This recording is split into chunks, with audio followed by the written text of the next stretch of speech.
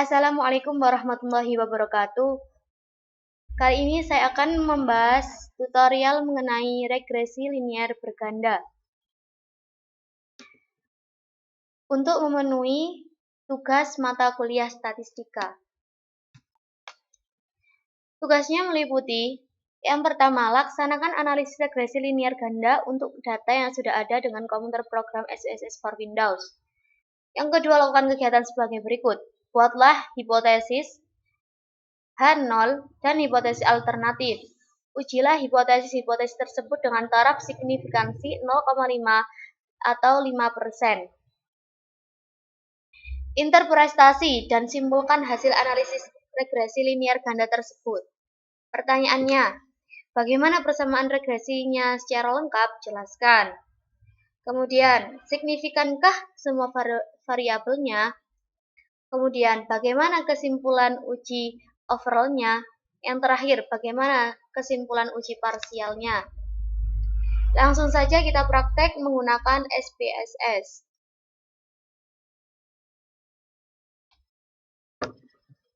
Nah, ini kita sudah berada di SPSS ya. Saya sudah menyiapkan datanya sesuai dengan tugas yang telah diberikan oleh dosen saya. Langkah pertama, kita klik Analyze. Kemudian pilih Regression, pilih Linear.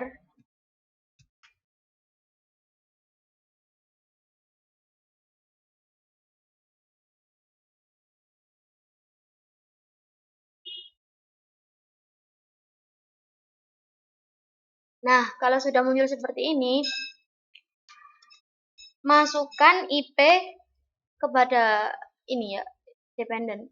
Klik and drag. UNAS ke independent. Klik and drag. UMPT klik and drag. TPA klik and drag. Setelah semuanya terisi, kita pilih button statistik. Ini ya, pojok. Di pojok kanan atas.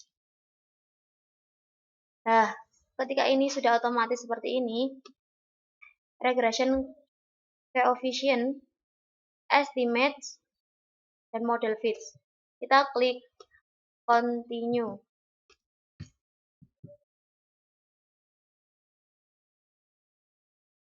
Kemudian kita klik OK.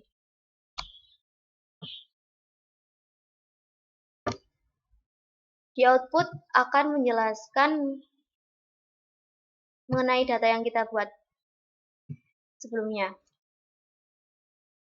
Variabel interest atau removed. Saya akan menjelaskan mengenai ini.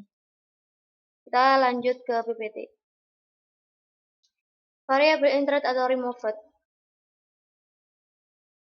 adalah tabel output di atas menggambarkan tentang variabel penelitian serta metode yang digunakan dalam analisis regresi. Adapun variabel independen yang dipakai dalam analisis ini adalah variabel TPA, UNAS, dan UMPT. Sementara variabel independennya adalah variabel IP. Analisis regresi menggunakan metode enter. Tidak ada variabel yang dibuang sehingga pada kolom variabel removed tidak terdapat angka atau kosong.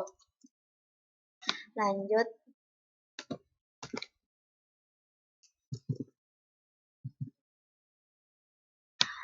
Model summary. Tabel di atas memberikan informasi tentang nilai koefisien determinasi, yaitu kontribusi atau sumbangan pengaruh variabel TPA, UNAS, dan UMPT secara simultan atau bersama-sama terhadap variabel IP. Koefisien determinasi R² atau R kuadrat atau disimbolkan dengan R2 yang bermakna sebagai sumbangan berpengaruh yang diberikan variabel bebas atau variabel independen X terhadap variabel terikat atau variabel independen atau Y. Dengan kalimat lain, nilai koefisien determinasi atau R² ini berguna untuk memprediksi dan melihat seberapa besar kontribusi pengaruh yang diberikan variabel X secara simultan atau bersama-sama terhadap variabel Y.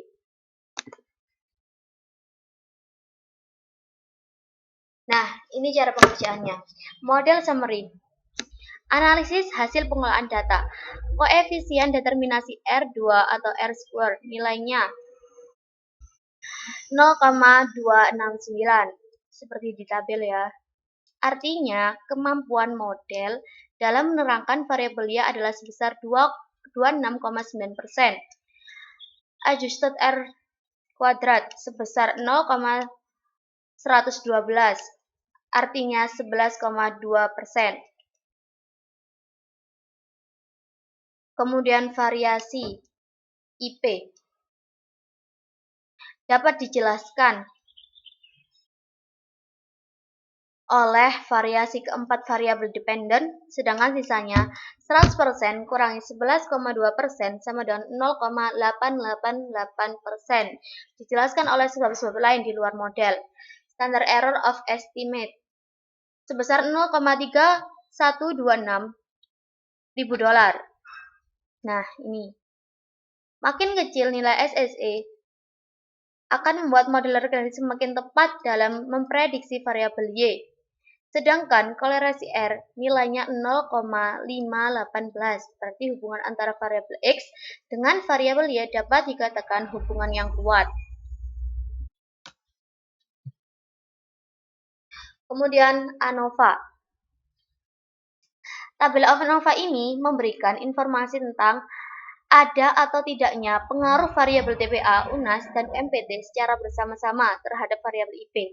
Untuk mengetahui ada pengaruh atau tidaknya, maka ada dua cara yang bisa digunakan sebagai acuan untuk melakukan uji hipotesis dalam uji F.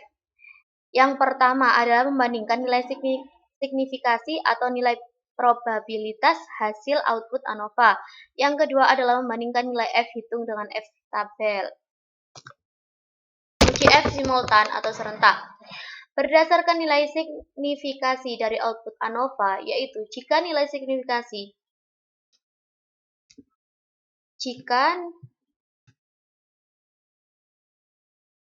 maaf ya ada gangguan. Kita lanjut. Berdasarkan nilai signifikasi dari output ANOVA, yaitu jika nilai signifikasi lebih kecil dari 0,05, maka hipotesis diterima. Artinya, TPA, UNAS, dan UMPT secara simultan berpengaruh terhadap IP. Sedangkan, jika nilai signifikasi lebih besar daripada 0,05, maka hipotesis ditolak. Yang artinya TPA, UNAS, dan UMPT secara simultan tidak berpengaruh terhadap IP. Berdasarkan perbandingan nilai F hitung dengan F tabel, yaitu jika nilai F hitung lebih besar daripada F tabel, maka hipotesis diterima. Artinya TPA, UNAS, dan UMPT secara simultan berpengaruh terhadap IP. Begitu pula berlaku untuk sebaliknya.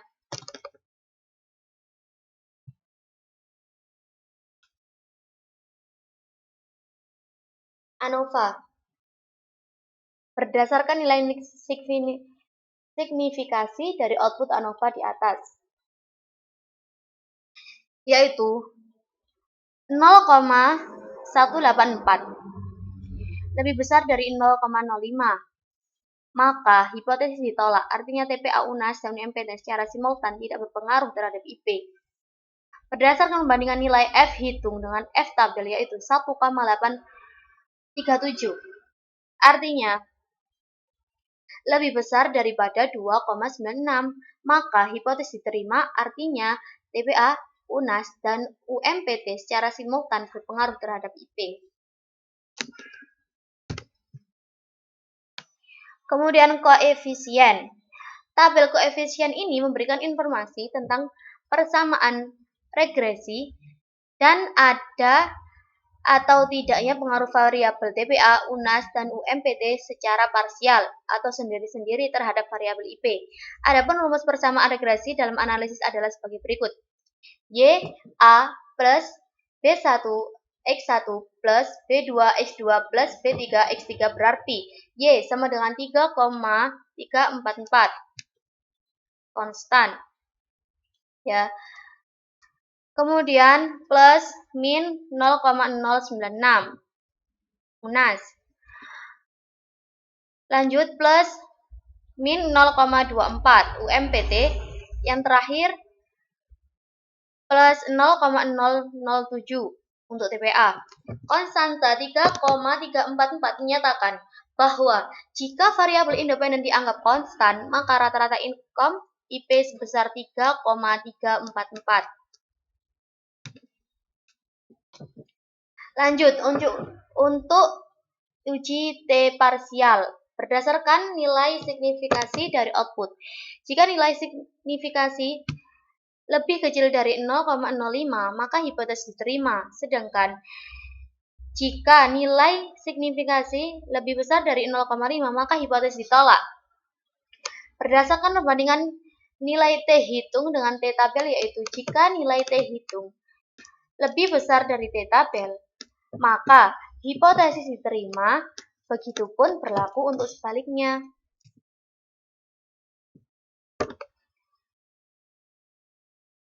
Uji T pengaruh UNAS terhadap IP. Berdasarkan nilai signifikasi 0,48 lebih kecil dari 0,005, maka hipotesis diterima UNAS terhadap IP. Berdasarkan perbandingan nilai T hitung dengan T tabel, yaitu min 0,833 lebih kecil daripada 2,131, maka hipotesis ditolak. Lanjut. Uji T pengaruh MPT terhadap IP. Koefisien. Berdasarkan nilai signifikasi 0,161. Ini ya, 0,161 lebih kecil daripada 0,005, maka hipotesis diterima atau berpengaruh UNAS terhadap IP. Lanjut, berdasarkan perbandingan nilai T hitung dengan T tabel, yaitu min 1,474 lebih kecil dari 2,131, maka hipotesis ditolak. Kemudian untuk uji T pengaruh TPA terhadap IP, koefisien telah menjelaskan seperti tabel di atas. Berdasarkan nilai signifikasi 0,040, ini ya signifikasi, dinyatakan lebih kecil dari 0,005, maka hipotesis diterima dan berpengaruh untuk UNAS terhadap IP. Berdasarkan perbandingan nilai T hitung dengan T tabel, yaitu 2,251, dinyatakan lebih besar dari 2,131, maka hipotesis diterima. Sekian penjelasan dari saya. Semoga bermanfaat. Kurang lebihnya mohon maaf. Wassalamualaikum warahmatullahi wabarakatuh.